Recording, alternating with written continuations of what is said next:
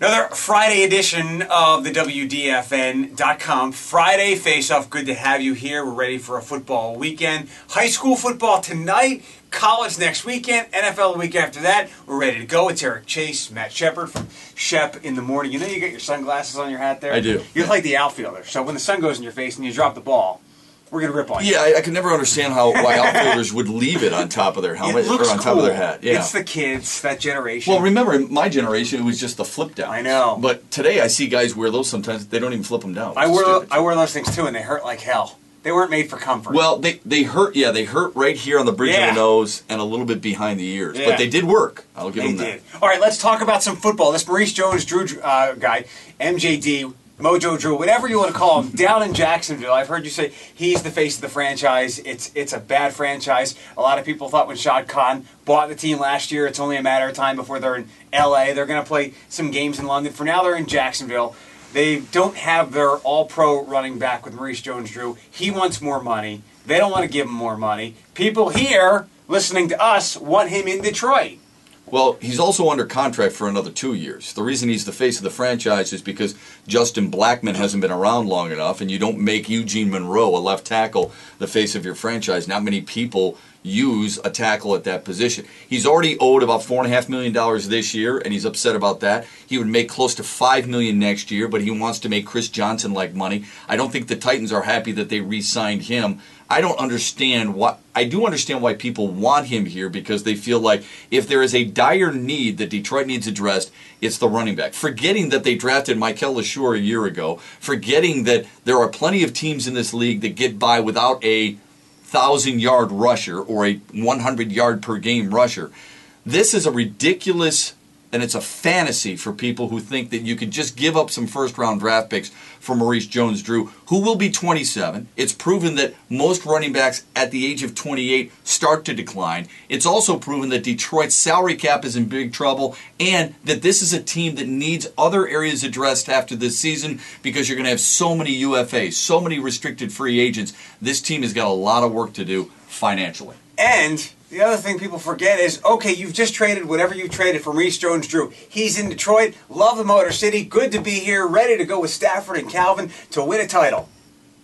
Now give me another deal. He's not coming here. It's not about a Super Bowl with him. He probably wants to win. It's about money with him. It's about money. If you were to trade for him, you got to give him the money he's looking for down in Jacksonville. Right. This is about money. Here's what we mentioned a couple days ago on the show.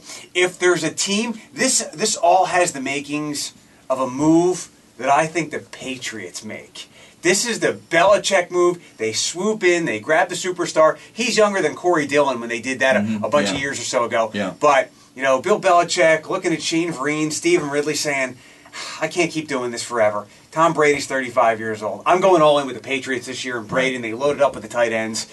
They could upgrade the running back position. They don't have a ton of picks next year, but they've got resources. It seems like a Patriots-type move. Isn't it ironic that most Detroit fans, if you ask them on your show, would you use a first-round draft pick for a running back? Most people would say, absolutely not. You can get those types of guys later on. They criticize the Cleveland Browns move for Trent Richardson. It's absolutely ridiculous. They didn't even like the Javid Best pick a few years ago.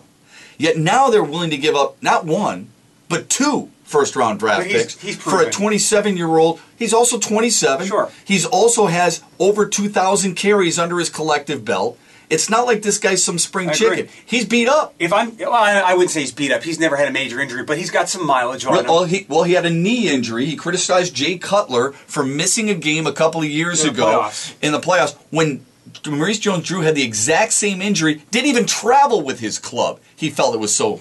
Circumstances might have been different. Cutler was in the game that can get it to the Super Bowl. Maurice Jones-Drew might have been playing Washington in Week 13. I don't remember. The point is, it's the same injury. Sure. One guy criticized another for not. At least Cutler played. I mean, he might have gotten injured before he actually took himself out. Jones-Drew never even made the attempt. If I'm Jacksonville, I don't pay him either.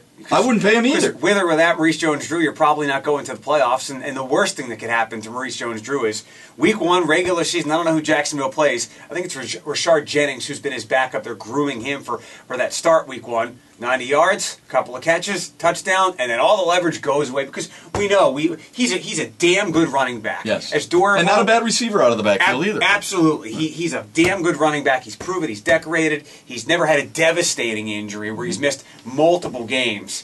But we see in the NFL, there's a reduced need for that stellar running back, and it's a very fungible, interchangeable position these days. Agreed. Especially with the right offensive line. I agree. Which I don't think they have anything down there. And by the way, Justin Blackman, he's gotten nabbed a couple times. Can I call him a drunk? If you want to, sure. I mean, stop drinking, dude. If you've got a drinking not clause, as much as Michael Floyd did at Notre Dame, but he's getting there. If you got a drinking clause in your contract, I can call you a drunk. Friday Faceoff, Maurice Jones-Drew not coming to Detroit. If he does, we'll recut this and say we were big idiots. Good to have you here. Friday Faceoff, only on WDFN.com. We'll talk to you next week and on our shows each and every day.